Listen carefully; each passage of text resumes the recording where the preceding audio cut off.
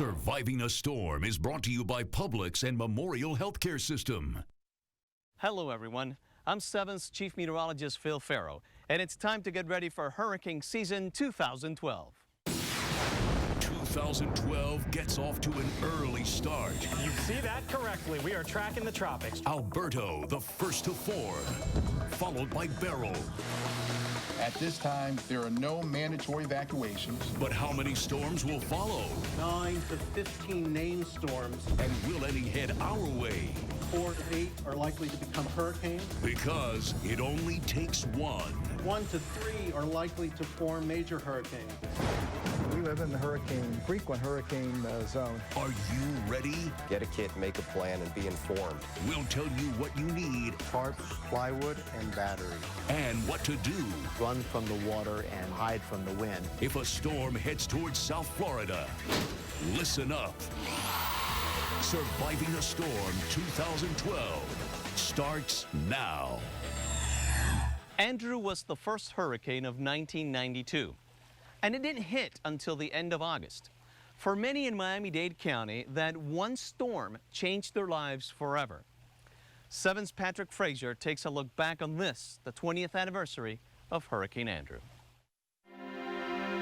August 24th, 1992, 5 a.m. We have the core of the hurricane coming in here. You see it well formed, and it's going to cause significant damage. Significant damage. Who knew what an understatement that would turn out to be? Go ahead. It's really picking up here on Collins in about 8-2. Andrew was supposed to hit Miami Beach, but it took a dip and landed in South Dade. This one's almost tipped over. We're coming down. At this point, guys, that's the best we can hope for. I mean, we don't want anybody to get hurt here. If you were in the path of Andrew, you probably weren't concerned about getting hurt. You were too worried you were going to die. I started, God, please, God, I scream, God, please, no, don't kill me, God, don't kill me, please.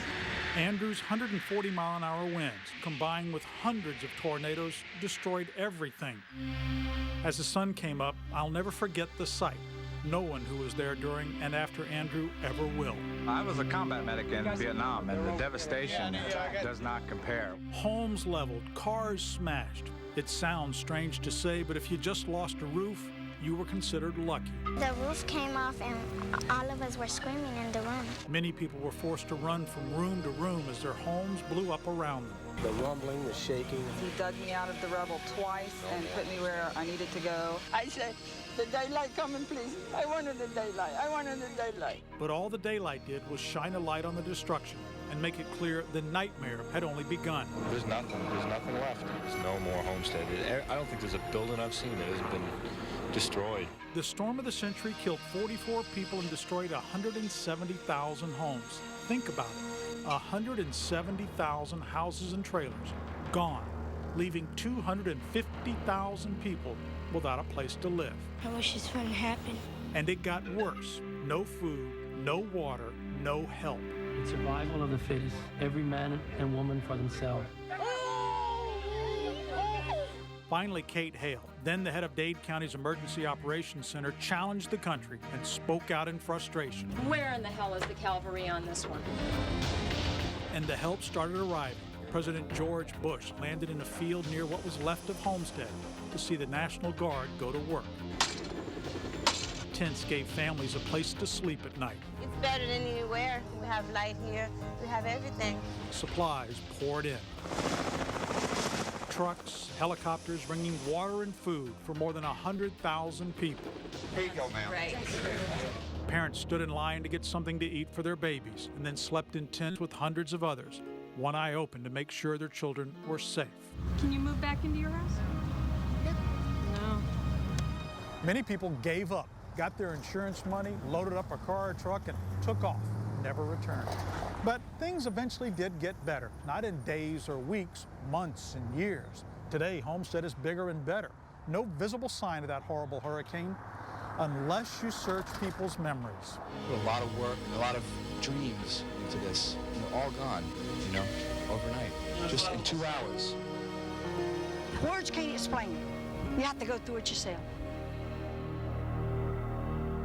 Most people who lived through Hurricane Andrew learned their lessons and will never be caught off guard again. And yet, there are still some folks who are complacent and never prepare for any storms that form. Keep a copy of the emergency management phone numbers for your county with your other important documents. And don't worry, you can always find the numbers on WSVN.com. Up next, grab a pen or pencil. It's time to hit the stores. We've got the hurricane hardware you'll need to get ready. When it comes to supplies, tarps, flashlights, and batteries. And check out the must-have foods as we stock up. Water and other supplies for 3 days. It's a shopping spree storm style. We've made a list of the groceries you'll want in your cart to keep your family well-fed during and after a storm. Plus, no power, no problem. I'm Belkis Naray. Still to come, easy kitchen preps to ensure you can make safe and delicious meals after the storm. Surviving a storm. We'll be right back. This house has hurricane impact windows, but Fred says if you use metal shutters, now is the time to make sure they're labeled properly, and don't forget you need a good pair of gloves to protect yourself from sharp edges. If you're using plywood, it needs to be a minimum of 5/8 inch thick. Once inside, don't forget to lower the temperature on your refrigerator to keep food fresher longer if the power goes out. Also, turn down your thermostat to keep the house cool. Unplug any unnecessary items like small electronic appliances or your electronics to avoid power surge problems. And most importantly, find an interior safe room like a closet where you and your family can safely ride out the storm. Fred says we can all remain safe this hurricane season by preparing a little at a time. Being proactive. Vivian Gonzalez. A lot of people believe that you should crack a window open as a storm approaches to decrease the pressure in the house. Experts say it's dangerous. Your goal should always be to make sure your house is sealed up tight. Another common misconception is using tape to protect your windows. Experts say it simply doesn't work. And finally, never lean on doors or windows if the wind is pushing them in. You can get seriously hurt. Instead, seek shelter in a room that doesn't have any windows. Thanks, Vivian. And remember, all these tips will be on our website at WSVN.com. Up next, protection pointers. You want to make sure that your investment is taken care of. Everything you need to know about insuring your valuables. Plus, make sure you don't leave your pets in peril. You don't know after the storms if your pet's going to be available or not. Do you know how to keep your furry and feathered friends safe in an emergency? And absolute storm savers. This is Craig Stevens, Battery Boosters Insurance Help. We'll show you the hurricane apps that will help you weather a storm. More helpful hints when surviving a storm rolls on.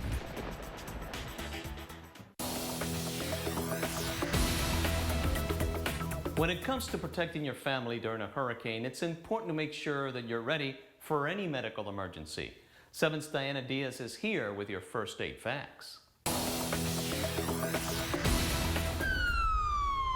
It happens before and after a storm. People rush to the hospital with medical emergencies. Usually people falling from heights, trying to get things out of trees, stepping on nails, stepping on debris. Emergency room doctors at Memorial Regional not only beef up their staff before a storm, they also stock up on extra medicine and equipment, and they say you should do the same. It's important to put together a good first aid kit in case you can't get to the doctor or emergency crews can't get to you. Both Miami-Dade and Broward counties have pet-friendly shelters, but you have to pre-register. The pets and people are housed in separate areas within the same facility. In Broward, one pet shelter is at Millennium Middle School in Tamarack, the other at the Humane Society. In Miami-Dade, one shelter located at the fairgrounds, E. Darwin Fuchs Pavilion, the other at Michael M. Kropp Senior High School. Pet owners bringing pets to a pet-friendly evacuation center are required to remain on-site with their pets. Finally, if your pets tend to freak out during storms, you might want to consider medicating them, but that's a decision you should only make with your vet. It's okay to use some kind of sedation as long as it's recommended by your vet. If you put off protecting your boat until the clouds roll in, you've waited too long. Definitely don't want to wait until the storm's 2 days away. You should already have a plan for where your boat will ride out the storm. If you can, get it out of the water, away from the high winds and battering waves. An enclosed storage facility like this is perfect. But keep in mind, spots fill up quickly. Many people keep boats on a trailer at home. If you can, put it in the garage. If it's your car or your boat, a small boat is more likely to get thrown around in high winds. You would want to put that in the garage and keep your car out. But if outside is your only option, secure your boat tightly to the trailer. You have your forward strap. You would also want to put another strap midship. Then block the wheels of the trailer with concrete or wood. For additional protection, tie the trailer to a concrete pillar or sturdy tree, but steer clear of large branches overhead. And finally, remove important paperwork, expensive electronics, and loose items that might blow away. If your boat will be riding out the storm at a marina, find out if the marina manager has a hurricane plan ahead of time. Start preparing as soon as you know that the storm is approaching. Gear may be in short supply, so buy it early. You'll need long double lines that have some spring in them so your boat can ride with the storm surge. They're bouncing up and down. The rope is being pulled constantly. Use what's called chafe gear to keep the lines from breaking, such as a garden hose or tape. Crisscross the lines across the vessel to try to keep it in place. You want center lines, bow lines, and stern lines to keep your boat in the middle of the slip. Tie the lines to pillars or cleats or the dock. Clear drains of debris and make sure bilge pumps are working. And don't forget to seal doors and hatches. Now is the time to learn the do's and don'ts of generator safety. Do not use them indoors. Can't stress that enough. Do place your portable generator outside your home, away from any windows, doors, or vents. Because the carbon monoxide will seep through those openings and go into your home. Carbon monoxide is a colorless, odorless gas. Breathing it in can cause nausea, headaches. So it's very important that you call 911 if you have any of these symptoms. Inhaling the gas can be deadly. Your home should have a carbon monoxide detector. Especially after hurricanes, we get an increase in carbon monoxide poisoning calls.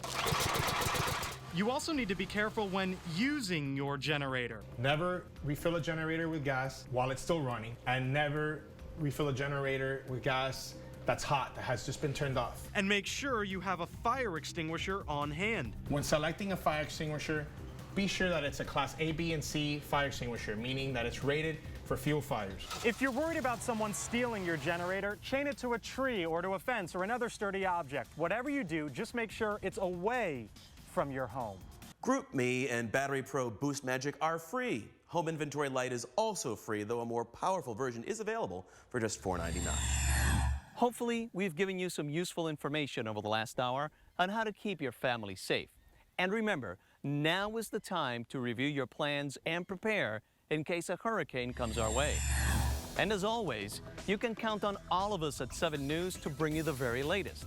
I'm 7's Chief Meteorologist Phil Farrow, wishing you a very safe hurricane season.